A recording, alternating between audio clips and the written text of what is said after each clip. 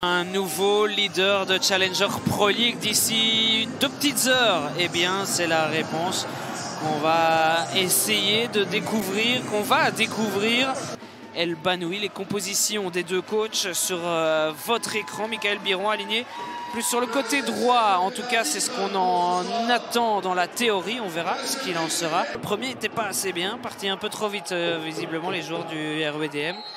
Faux départ et donc cette fois-ci pour de bon la rencontre qui débute et un long ballon envoyé dans la zone. Robaille en soutien de Parsicek. Biron au duel avec El Banoui. Il n'y a pas de faute, même s'il me semblait qu'il y avait un certain contact. Biron, Parsicek remet à Dodaigne qui trouve l'équerre du but de Bren Gabriel. On n'est pas passé loin de l'autre. Ballon dévié et donc nouveau corner à suivre, le troisième déjà. Pour moi, il y avait une petite faute de Michael Biron à la base de ce centre. Bon travail de Parsicek et puis ce tir dévié. Peut-être qu'on est juste au-dessus de la limite. Quel travail là en pivot de Parsicek. Et Biron a de l'espace, il est virevoltant. Michael Biron, il recentre pour Marsoni sur la tête de Parsicek. La balle qui passe juste à côté.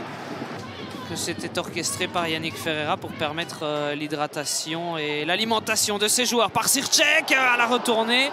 L'arrêt réflexe de Gabriel et puis le centre de AB. En coup de coin, on revoit. Parsicek, on s'attend à ce qu'il remette le ballon. Finalement, c'est un contrôle et l'enchaînement avec la frappe ensuite. Ça partait en direction de... Et son pied gauche sur la tête de Van Arschoot. Ça va revenir directement parce que c'est Ziani qui a le ballon au pied. Retour chez Dodaigne sur la tête de Souza et Biron qui la place au fond des filets. L'ouverture du score. Il n'y a pas de hors-jeu selon les arbitres. Michael Biron qui offre à la demi-heure l'avance au RWDM. Complètement oublié en seconde zone. On reverra ça tout de suite au ralenti. Le deuxième but de Michael Biron avec le RWDM depuis son retour cet hiver. L'Edmond Martens qui peut enfin célébrer. Et provisoirement, le RWDM prend la tête. On revoit Biron. Il est libre de tout marquage.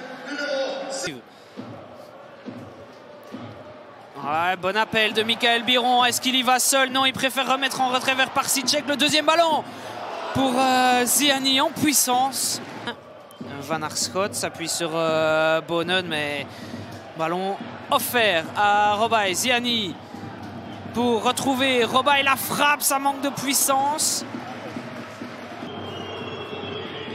En retrait chez Spegelar. On est au terme de ces 3 minutes de temps additionnel et il ne faut pas en attendre plus pour que M. De Keyser mette fin à cette première mi-temps. Pourquoi pas rêver des promotion playoffs avant de se déplacer du côté des Futures, de jouer contre Zult et de se déplacer à Serein. Un calendrier donc plus abordable.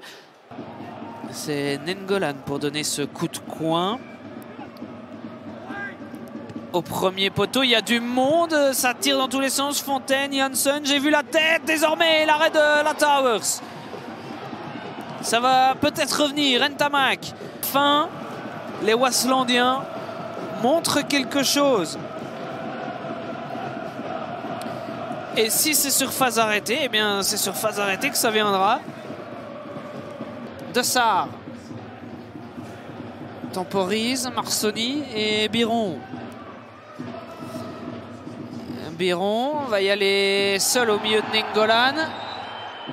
Et Biron, c'est sa deuxième simulation. Il va être dehors, Michael Biron.